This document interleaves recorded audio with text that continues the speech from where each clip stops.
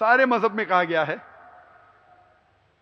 کہ عورت کو چھیڑو مت، لڑکیوں کو مت چھیڑو، ان کی عزت مت لوٹو، ان کے ساتھ بلاತ್ಕಾರ مت کرو، ان کے ساتھ زنا بالجبر مت کرو۔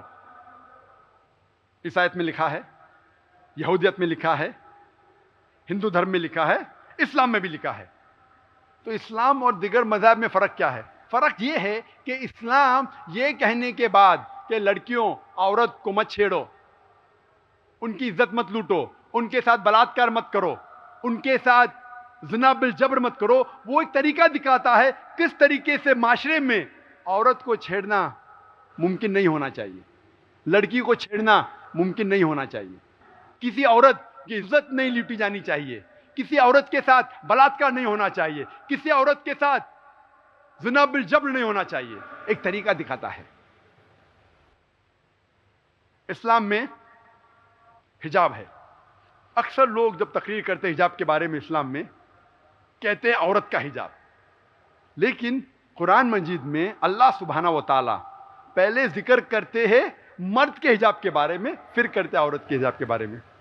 قرآن مجید میں اللہ تعالیٰ فرماتے ہیں سورہ نور میں، سورہ نمبر 24 آیت نمبر 30 میں اللہ تعالیٰ فرماتے کہو مومن سے، مومن مرد سے، کہ جب بھی وہ کوئی نامحرم عورت کو دیکھتے ہیں تو اسے غصے بسر کرنا چاہیے، فوراً نظر کو نیچے کرنا چاہیے۔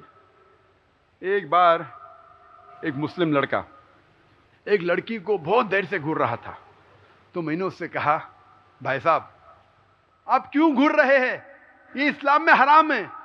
تو اس نے کہا ہمارے آخری نبی محمد صلی اللہ علیہ وسلم نے کہا کہ پہلی نظر معاف ہے، دوسری حرام ہے، میں نے تو آدھی نظر بھی پوری نہیں کی۔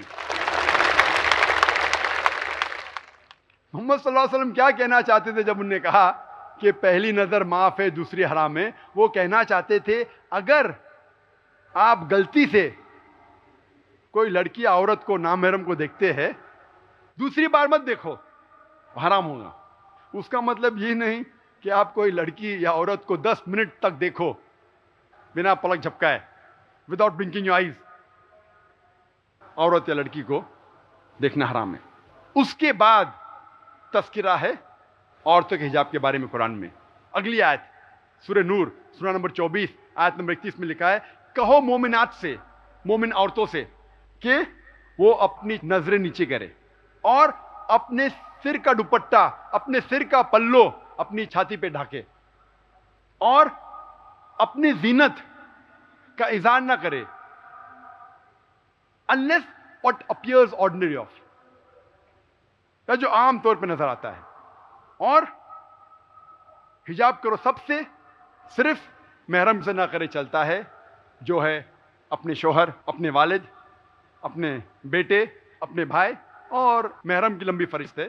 کیا محرم کے ساتھ اگر حجاب نہیں کرے، اپنے بیٹے کے ساتھ، اپنے شوہر کے ساتھ، اپنے والد کے ساتھ، اپنے بھائیوں کے ساتھ، محرم کے ساتھ اگر حجاب کو کم کیے تو فرض نہیں ہے، لیکن نامحرم کے ساتھ حجاب کرنا فرض ہے۔ اور جب ہم قرآن اور حدیث کا مطالعہ کرتے ہیں ہمیں پتہ چلتا ہے کہ حجاب کے 6 نقطے ہیں۔ نمبر 1 نقطہ ایکسٹینٹ، کون سا حصہ جسم کا ڈھکا ہونا چاہیے؟ مرد کے لیے ہے کم از کم ناف سے لے کے گھٹنے تک، عورتوں کے لیے سارا جسم ڈھکا ہونا چاہیے، صرف جو چیز دکھائی جا سکتی ہے، دکھانا فرض نہیں ہے، دکھائی جا سکتی ہے وہ ہے چہرہ اور ہاتھ کلائی تک۔ دوسرا نقطہ، کپڑے پتلے نہیں ہونا چاہیے جو پہننے کے بعد اس کے آر پار آپ دیکھ سکتے ہیں۔ It should not be that thin. It should not be translucent. نقطہ نمبر 3، کپڑے چست نہیں ہونا چاہیے جس سے بدن کا فگر دکھ سکتا ہے۔ چوتھا، کپڑے اتنے بھڑکیلے نہیں ہونا چاہیے کہ دوسرا جنس ان کپڑوں سے متاثر ہو۔ نقطہ نمبر 5، ایسے کپڑے نہ پہنیے جو دیگر مذاہب کی نشانیاں ہیں۔ نقطہ نمبر 6، دوسرے جنس کے کپڑے نہ پہنے، آدمی عورت کے کپڑے نہیں پہننا چاہیے اور عورت آدمی کے کپڑے نہیں پہننا چاہیے۔ یہ 6 نقطے ہیں حجاب کے بارے میں۔